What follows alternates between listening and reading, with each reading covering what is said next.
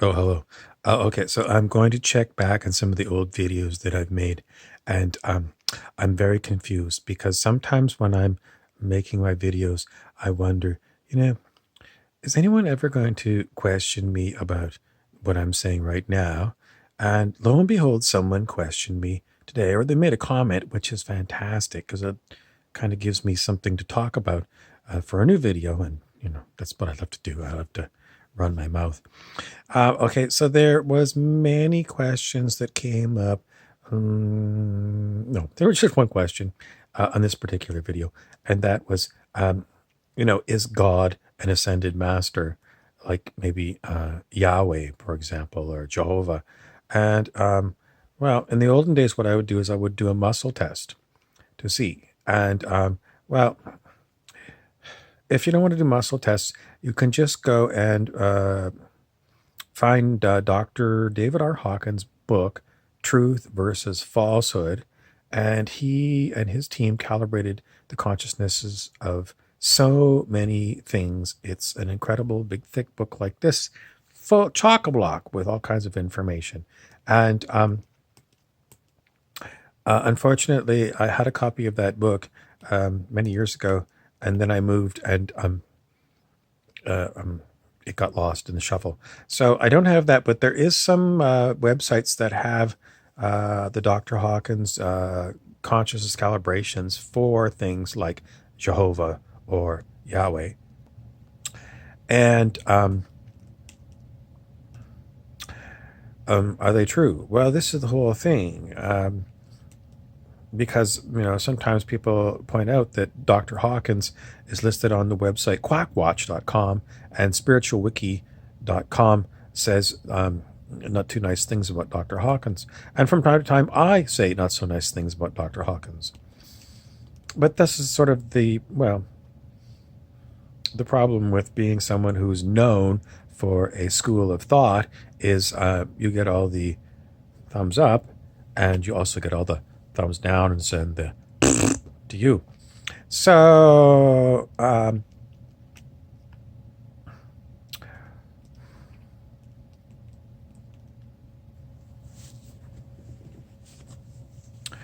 what else can I tell you? God, I need a haircut now. With this quarantine going on, I thought about it today because I went out to get gas. I go to the local Indian reserve where you get gas. It's about, well, I'm in Canada, so it's 30 cents a liter cheaper on the Indian reserve for a white person. And if you're an Indian, then you probably get an extra 20 cents on top of what I got. So gas is just way cheaper if you go there, and it's not too far to go. So what was I saying? Well, I went out there to get gas. Oh shit! This is what always happens, and I'm right in the middle of talking, and then bloop. It's like the Men in Black come, and they got that little flasher thing, and they flash it in front of your eyes, and then I can't remember what I'm talking about. But this happens all the time, and I was told that this is an ascension symptom. So ascension for Dr. Hawkins is when you go from a calibrated level of consciousness, whatever you were born at.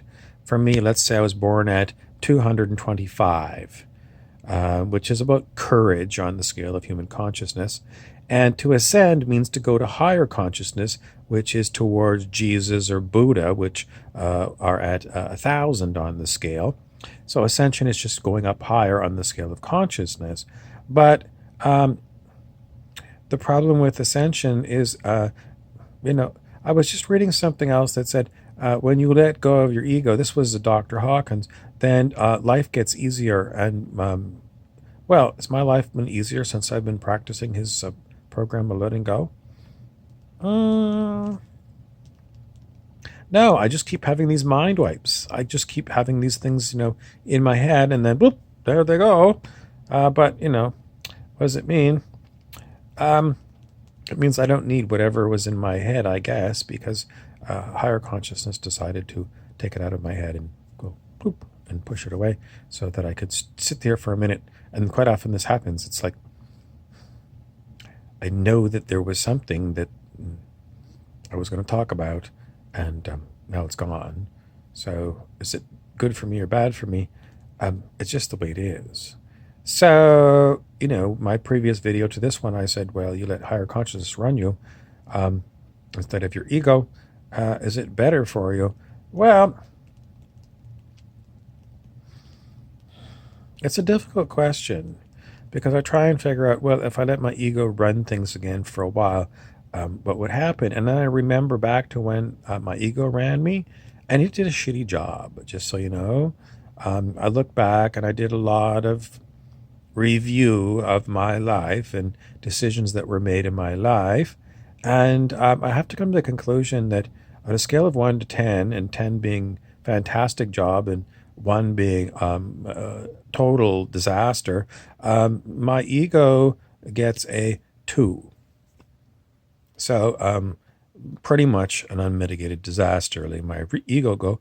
And then when I go and I do the same test for so far higher consciousness running my brain, what do I get? 6. Okay, so what does it mean? Well, it doesn't mean it's like a 10. Why am I not getting a life of a 10? Um, the answer is it's never easy to tell me, but higher consciousness doesn't really care about me as a person. Higher consciousness doesn't really care about anything other than running the show. So is higher consciousness just another ascended master? Yes. If you remember Buffy the Vampire Slayer, there were certain demons that took on kind of biblical names. Like there was one demon called Glory, for example. Now, if you think of glory, it was supposed to be the glory of Jesus, and um, but this was a demon that took it and just inverted the name Glory. So there was nothing glorious about it. It was pure demonic, horrible. And this is what happens with all demons. All demons go and they look up all the names of anything to do with things that are good.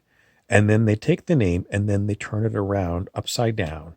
And that's why glory has nothing to do with glory. It's everything to do with horrible. And higher consciousness is not what Dr. Hawkins was talking about. That is um, like Buddhist enlightenment or Jesus Christ consciousness. It's a demon. And where did this idea come from? It's satanic. The satanic people are pretty much really stupid people on their own. I mean, they didn't invent their own religion. What they did is they took Christianity and they inverted it. They turned it upside down. So they couldn't even come up with an original thought. They just took Christianity, everything to do with being good and loving to one another, and they turned it upside down, and that's their religion. So they're incredibly stupid, non creative people. Nevertheless, that's what happens sometimes for me because when you use words and your word is not defined or it's defined, but somebody decides, I'm going to play a joke on you. And instead of giving you higher consciousness, I'm going to give you somebody who's just adopted the name.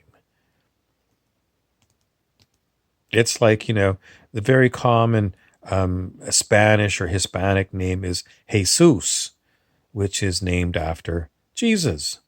Well, Jesus that works down at the local car wash, he ain't Jesus of Nazareth, right? It's the same with Muhammad. I mean, every Muslim that you meet is, usually is Mo's garage, right? Mo is Muhammad, and that's what they named after the prophet. But they ain't the prophet. So this is the problem with planet Earth. There's not enough words to name everyone individually. If you take your name and your name is, Bobby Burrows, then I go in and I go into like LinkedIn or Facebook and I type in that name that I was assigned at birth. And, there's a whole shitload of other people that have the same name as me. It's really brutal if you look at China.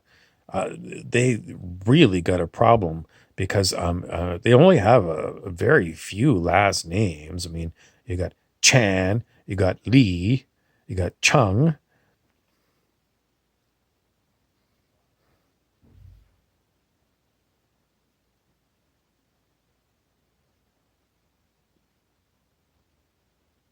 You got like 1.3 billion people, and you got like 3 last names. How does that work?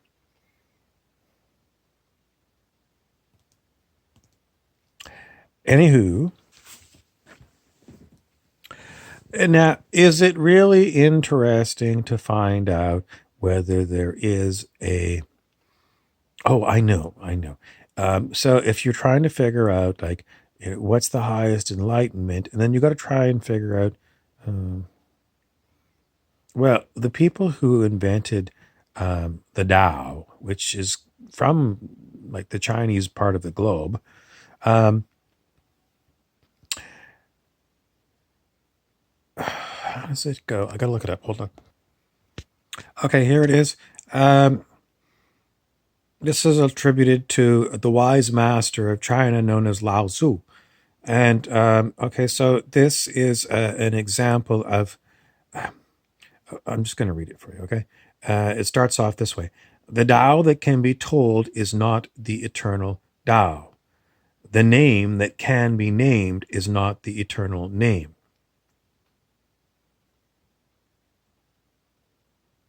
This is what I'm exactly telling you about. So they knew way back, hundreds of years ago, maybe it was, I don't know how old Lao Tzu was, I'd have to look it up again, but a very long time ago, this wise master figured it out, that, you can name something, but that ain't it. And I don't think he was too worried about people using the word Tao and meaning a demon. It was just, as soon as you name something, you limit it. I had this issue the other day. I was on one of these Facebook groups, and it was a Roman Catholic for sure, because they always have this doctrines of, it's blasphemy to think that you're at all related to God. And even though I took a screenshot out of like Bible Hub that has Jesus saying, "I and my Father are one," and they say, "Well, yeah, Jesus was one with his Father, but Jesus was God incarnate, but not you." And then I was going to keep going with it, and then I just dropped it, and I just told this guy, just, fuck off, you're a troll. Because, Jesus was the teacher. So was he setting himself up to be part of the Jesus cult? No, he said to his students, isn't it said in our scriptures, which was like the ancient Jewish scriptures, that ye are gods? He says that. So what does it mean? It means that if Jesus and his God are one and the same thing, then it must be so for you. But a Roman Catholic would say, no, that's incorrect. That's blasphemy. And that is why Roman Catholicism, on the scale of human consciousness, doesn't calibrate as high as Jesus himself. What? Oh, yeah, it's true. Jesus calibrates at 1,000, and Roman Catholicism is nowhere near 1,000 because it's full of lies. Why is it full of lies? Well, back at the time of Jesus, according to consciousness calibration checking, the collective consciousness of humanity was about 92, which is exceptionally negative. Negative. It wasn't until 1987 that the collective consciousness of all humans on the planet rose above 200. And that's 200 is the dividing line between negative and positive. So, at 190, pride is 190, and 200 is courage. So pride goeth before a fall. Pride is one of the sins, in the Roman Catholic Church. Well, way below that on the scale of consciousness, way below that, 92, that's lower consciousness than fear.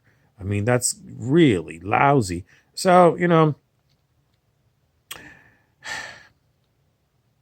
in those days and age, the average Joe was pretty much driven by sin.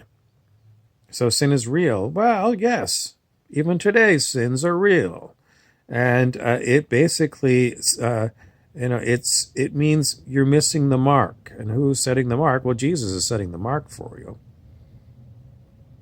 Anyway, if we get back to the Tao, he's saying the Tao that can be named is not the real Tao. What is it? Well, we have to have a word, and it's a pointer. It's pointing in the direction.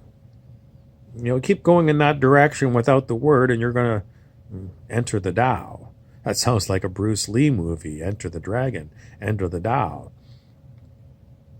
So, is the Tao the same thing as Christ consciousness? In other words, the consciousness of Jesus?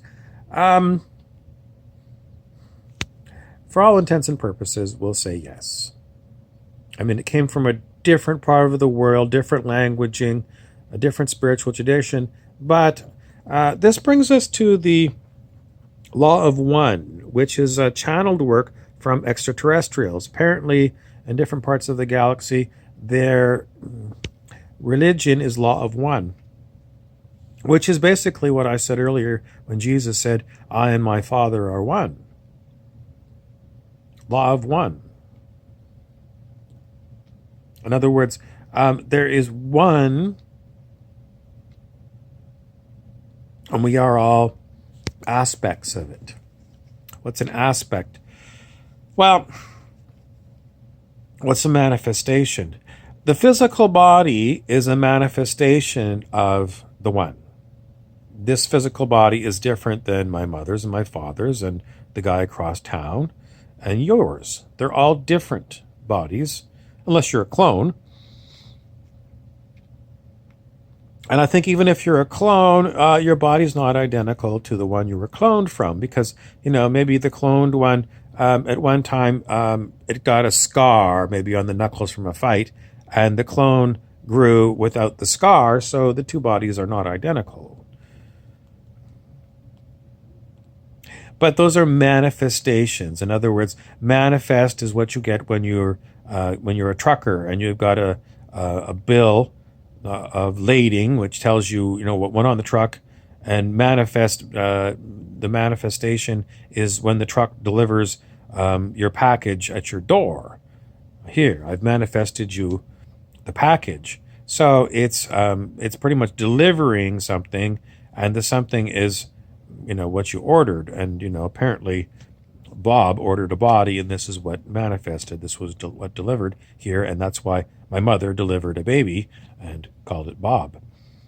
But aspects are a different idea than manifestation. Aspects are, I keep thinking of like gemstones for some reason. I'm not sure why I'm thinking of gemstones, but aspects, your personality is a aspect of the one. Is it different than a manifestation? Somehow it's not the same. It's more of a quality. So your personality is a quality of the one. And so is your neighbors and the neighbor next to them. I mean, there's an infinite number of these aspects, but we call them personalities. And they're all different. Pretty much. Which gets me into my next topic, which is hive mind. And that is, why is it that multiple people come up with the same ideas? It's like we're really not that much different. Like an original thinker. I'm thinking of calculus. So why was it that in the around 1700s,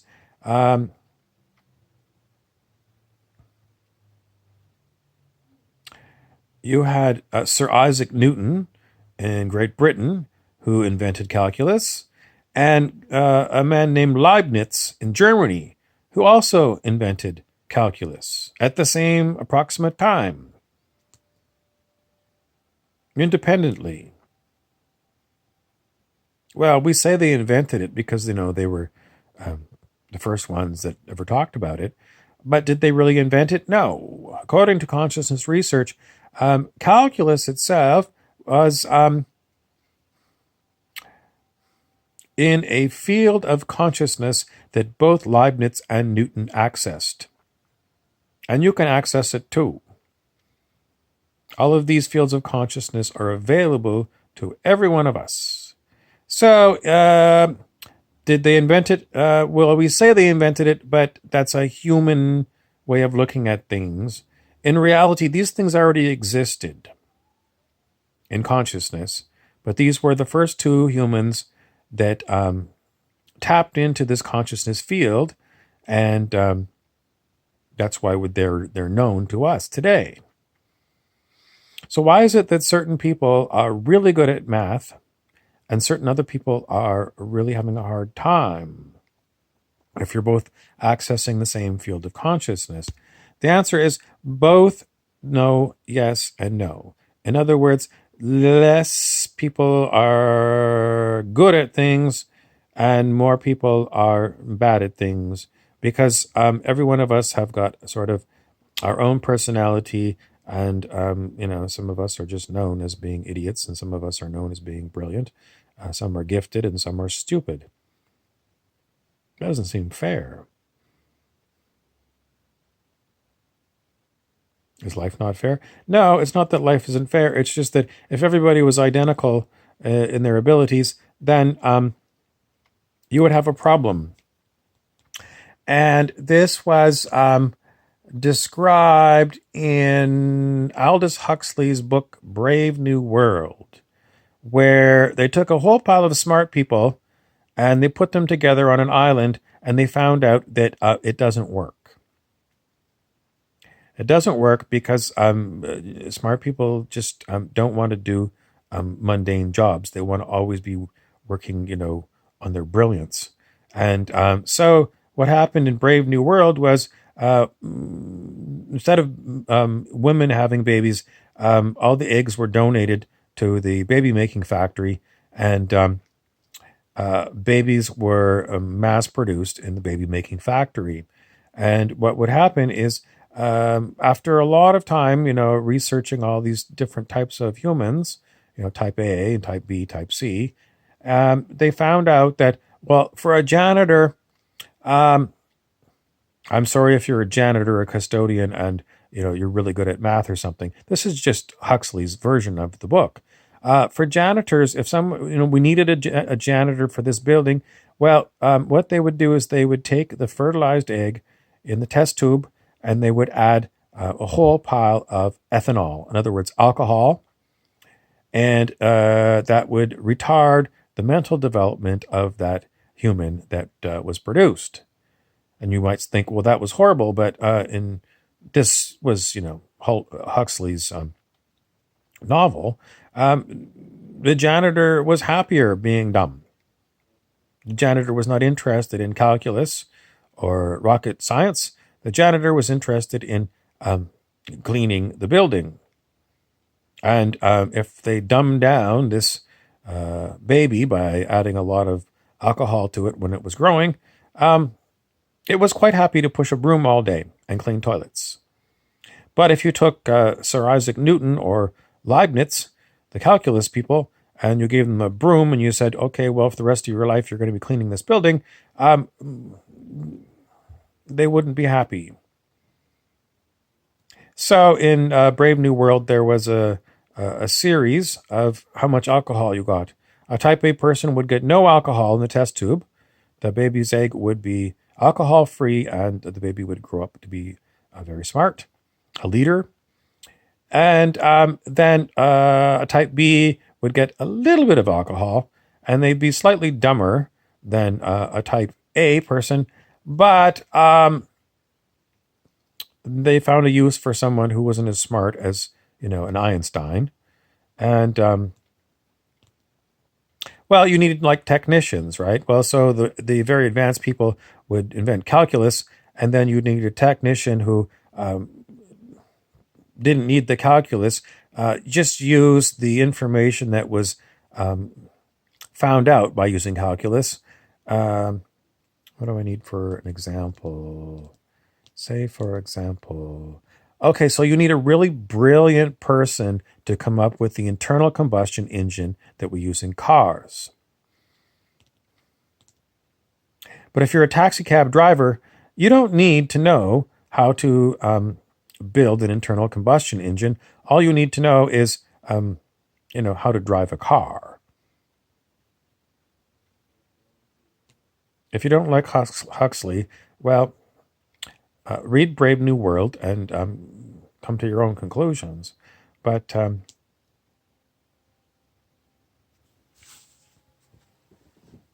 moving along. Okay, the next item is, where are we going to find more and more good ideas? Well, the universe is full of great fields of consciousness, and we just have to tap into them. You didn't answer my question.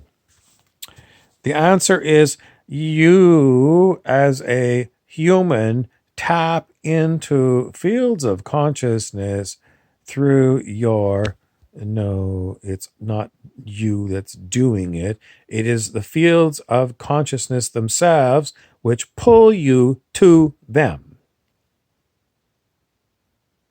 So if you are interested in Buddhism and you heard the word enlightenment, and you said, I want to be enlightened, then the field of consciousness that surrounds this topic of enlightenment will know that you are interested in it, and it will pull you to it. How do we know this? This is the consciousness research that David Hawkins found out when he was doing muscle testing.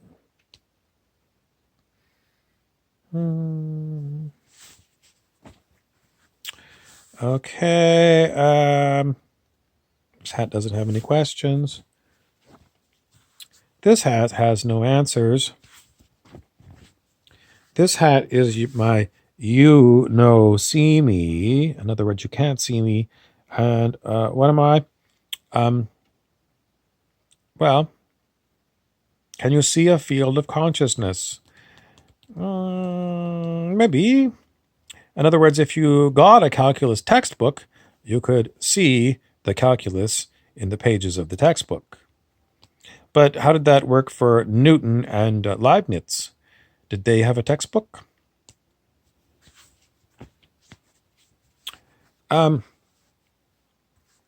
Somehow they got it into their mind.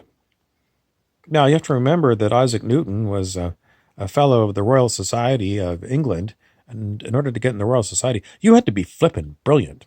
So, I suppose his mother didn't drink alcohol. Thank you for watching. Please subscribe and share this out if it sounds ridiculous.